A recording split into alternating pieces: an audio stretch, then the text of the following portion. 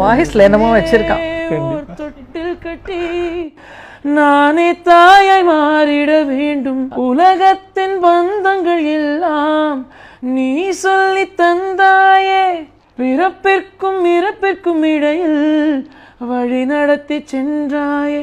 உனக்கே ஓர் தொட்டில் கட்டி நானே தாயாய் மாறிட வேண்டும். ஆராரிராரோ நான் இங்கே பாட, தாயே நீ கண்ணுறங்கு என்னோட மடி சாய்ந்து. வேறில்லாத மரம் போல் என்னை நீ பூமியில் நட்டாயே. That was so beautiful. உங்க ரெண்டு பேருக்கு அந்த ரிலேஷன்ஷிப்பே அவ்வளோ அழகா இருக்கு பார்க்கும்போது. It was so cute. Thank you so much for your time. வாய்ஸ்ல என்னமோ வச்சிருக்கான். So Tears of Joyness இதுதான் சொல்லுவாங்க போல. ஸோ மேலும் இந்த ஒரு முதல் இன்டர்வியூ மட்டும் இல்லை, இது போல உங்கள் வாழ்க்கை முழுக்க நிறைய இன்டர்வியூஸ் நீங்கள் சேர்ந்து கொடுத்துட்டு தான் இருக்க போறீங்க. ஸோ உங்கள் பையன் அடுத்த கட்டத்துக்கு போகிறத நீங்கள் பார்த்துட்டு தான் இருக்க போறீங்க. அது எந்த ஒரு சந்தேகமும் இல்லை. கேன் வி ஹேவ் ஏதாச்சும் உங்களுடைய ஃபேவரட் சாங் அவர் பாட நீங்கள் வாசிக்க? ராஜராஜா. ஓகே.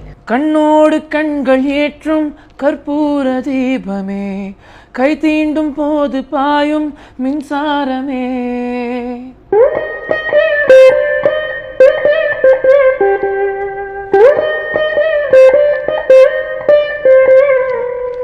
எங்கெங்கு ஊஞ்சலாக நான் போகிறேன்.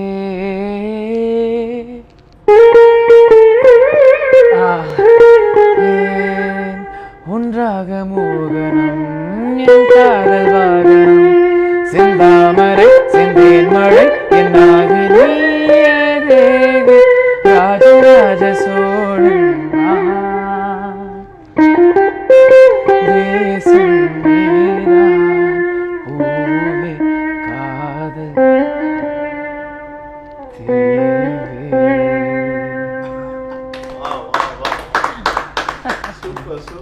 அப்படியே இப்ப இருக்க ட்ரெண்டுக்கு ஏற்ற மாதிரி ஒரு 2K கிட்ஸ்க்கு அப்படியே ஜாலியா என்ஜாய் பண்ற மாதிரி ஒரு பாட்டு. ரொம்ப குத்து சாங்லாம் வாச திட்டுவான். அம்மா வீணைக்கு வர மாதிரி வாசிங்க. எனக்கு மாமியாரே இவன் தான். ஆமா, பார்வையிலே மிரட்டுறாரு.